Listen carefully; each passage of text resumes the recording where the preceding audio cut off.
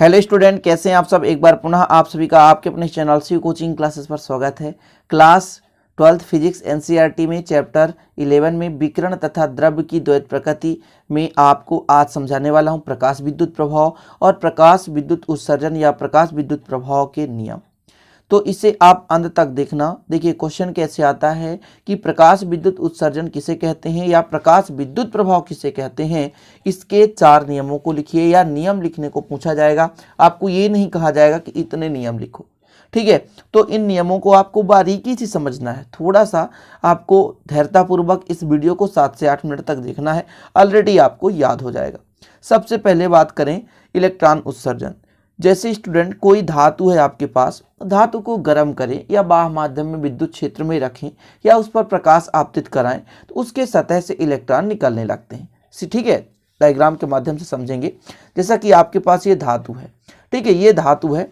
इस धातु पर जब प्रकाश किरणें आपतित होगी या इस धातु को हम किसी माध्यम से गर्म करेंगे या इस धातु को हम किसी विद्युत क्षेत्र के संपर्क में रखेंगे तो इसके इलेक्ट्रॉन जो है गतिज अवस्था में आते हैं और इसके बाद स्टूडेंट वो उत्सर्जित होकर के बाहर चले जाते हैं।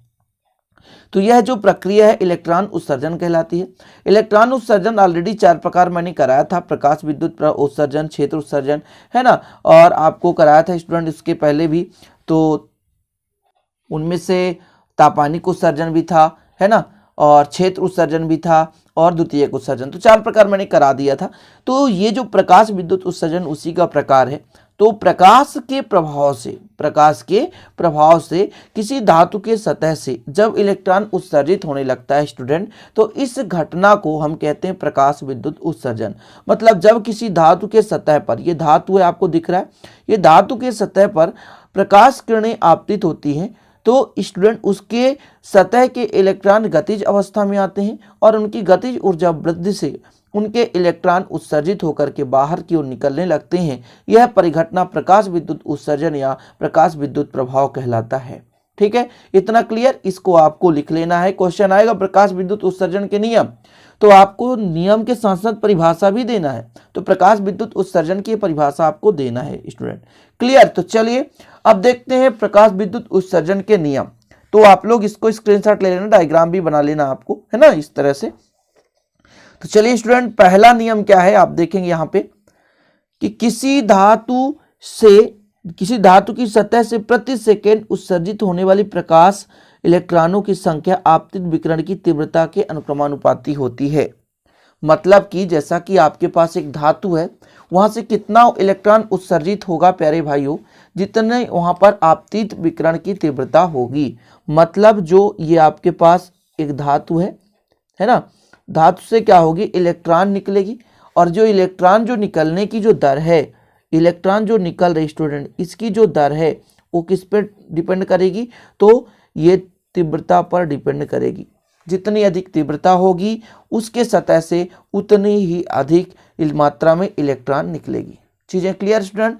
चलिए दूसरा देखें, किसी धातु के लिए आपतित विकिरण की एक न्यूनतम आवृत्ति होती है जिससे नीचे प्रकाश इलेक्ट्रॉनों की उत्सर्जन संभव नहीं होता। इस न्यूनतम आवृत्ति को देहली आवृत्ति कहते हैं। क्या कहते हैं? देहली आवृत्ति। क्या कहते हैं स्टूडेंट? देहली आवृत्ति। अच्छा, देहली आवृत्ति का मतलब होता है, आवृत्ति का मतलब क्या है, इकाई सेकंड में दोलन करने वाले कंपनों की संख्या उसकी आवृत्ति कहलाती है। समझ रहे ना, कि एकांक समय में कितने बार कंपन कर, जैसे इसी प्रकार की कोई किरण आ रही है इस प्रकार, ठीक है ना। तो स्टूडेंट एक निश्चित आवृत्ति होती है, किसी भी धातु के सतह से इलेक्ट्रॉन निकलने के लिए इसकी एक निश्चित आवृत्ति होती है। जिस निश्चित आवृत्ति पर इस धातु से इलेक्ट्रॉन निकल रहे हैं उस आवृत्ति को देहली आवृत्ति कहते हैं। और यदि कहा गया कि यदि इससे कम आवृत्ति की प्रकाश किरणें हैं, देहली आवृत्ति से कम आवृत्ति की प्रकाश किरणें हैं, तो धातु के सतह से इलेक्ट्रॉन उत्सर्जित नहीं होंगे। नोट डाउन कर लो, मैंने क्या कहा कि जैसे प्रकाश किरणें मान लो इस प्रकार से आपतित हो रही है ना, इस प्रकार से स्टूडेंट, है ना, इस प्रकार तरंग गर्त के रूप में, तो एकांक समय में जितने बार कंपन कर रही है उसकी आवृत्ति कहलाएगी। तो ये आवृत्ति के साथ साथ जैसे आपके पास ये धातु है तो इससे इलेक्ट्रॉन निकलने के लिए इस आवृत्ति की एक न्यूनतम मान होनी चाहिए, जिस आवृत्ति को हम कहते हैं देहली आवृत्ति। और इससे कम आवृत्ति होने पर धातु की सतह से इलेक्ट्रॉन उत्सर्जित नहीं होते। तो दो कौन कौन से आपने देख लिया कि किसी धातु के सतह से प्रति सेकंड उत्सर्जित होने वाले इलेक्ट्रॉनों की संख्या आपतित प्रकाश किरण के विकिरण की तीव्रता के अनुक्रमानुपाती होती है। मतलब जितनी अधिक तीव्रता होगी वहां से इलेक्ट्रॉन उतनी ही अधिक मात्रा में उत्सर्जित होंगे। चीजें क्लियर। और स्टूडेंट आपका देहली आवृत्ति क्या हो गया कि किसी भी धातु से इलेक्ट्रॉन उत्सर्जित होने के लिए विकिरण की एक निश्चित आवृत्ति होती है, जिस आवृत्ति को हम क्या कहते हैं, देहली आवृत्ति कहते हैं। उस आवृत्ति से कम होने पर, देहली आवृत्ति से कम आवृत्ति का होने पर धातु की सतह से इलेक्ट्रॉन नहीं निकलेगा। मतलब उचित मात्रा में आवृत्ति होनी चाहिए। 4 ही नियम है। अगला देखें, उत्सर्जित होने वाले प्रकाश इलेक्ट्रॉनों की अधिकतम गतिज ऊर्जा आपतित विकिरण की आवृत्ति पर निर्भर करती है, तीव्रता पर नहीं। अब देखिए, जो इलेक्ट्रॉन निकल रहे थे उनकी जो संख्या वो तीव्रता पर निर्भर करती है, लेकिन जो गतिज ऊर्जा होती है स्टूडेंट वो किस पर निर्भर करती है, आवृत्ति पर निर्भर करती है। गति कितना होगा, गति के कारण जो ऊर्जा उत्पन्न होगी, तो गति कितना होगा वो डिपेंड करेगा किस पर, आवृत्ति पर। और इलेक्ट्रॉन की जो संख्या है, समझ रहे ना, इलेक्ट्रॉन की जो संख्या है वो तीव्रता के अनुक्रमानुपाती होती है। मतलब जितनी अधिक तीव्रता होगी उतने इलेक्ट्रॉन निकलेंगे, लेकिन निकलने के बाद उनकी गति क्या होगी ये डिपेंड करेगा किस पर स्टूडेंट, आवृत्ति पर। ठीक है, आवृत्ति के समानुपाती होती है। तो आप लोगों को याद रखना है कि इलेक्ट्रॉन जो निकलेगी उसकी संख्या तीव्रता पर निर्भर करती है, और जो इलेक्ट्रॉन निकलने के बाद गति करेंगी स्टूडेंट वो किस पर डिपेंड करती है, तो वो आवृत्ति पर निर्भर करती है। चौथा देखिए, प्रकाश विद्युत उत्सर्जन एक तात्क्षणिक प्रक्रिया है, अर्थात जैसे ही धातु के सतह पर प्रकाश किरणें आपतित होती है तो वैसे ही धातु की सतह से इलेक्ट्रॉन निकलने लगते हैं। तात्क्षणिक मतलब तुरंत अभिक्रिया होती है। जैसे एक आपके पास धातु है, उस धातु की सतह पर प्रकाश किरणें आपतित हो रही है तो तुरंत वहां से स्टूडेंट प्रकाश किरणें आपतित होते इलेक्ट्रॉन निकलने लगते हैं। इसीलिए कहा जाता है कि आपतित विकिरण और प्रकाश इलेक्ट्रॉनों के उत्सर्जन के मध्य कालपश्यता अत्यंत ही कम होती है। कालपश्यता मतलब लगने वाला समय, दोनों के बीच जो समय होता है बहुत ही कम होता है। कम समय में स्टूडेंट वो क्या होता है, तो कम समय में इलेक्ट्रॉन उत्सर्जित होने लगते हैं। तो 4 कौन कौन से देख लिया आपने। पहला नंबर, इलेक्ट्रॉनों की जो संख्या है वो आपतित विकिरण की तीव्रता के अनुक्रमानुपाती है। दूसरा, यदि देहली आवृत्ति से कम आवृत्ति का कोई विकिरण आपतित हो रहा है तो इलेक्ट्रॉन उत्सर्जित होंगे नहीं, है ना, एक निश्चित आवृत्ति होती है। तीसरा, आपने देखा कि जो इलेक्ट्रॉन निकल रहे हैं उनकी जो गतिज ऊर्जा है वो उसके आवृत्ति पर निर्भर करती है, तीव्रता पर नहीं।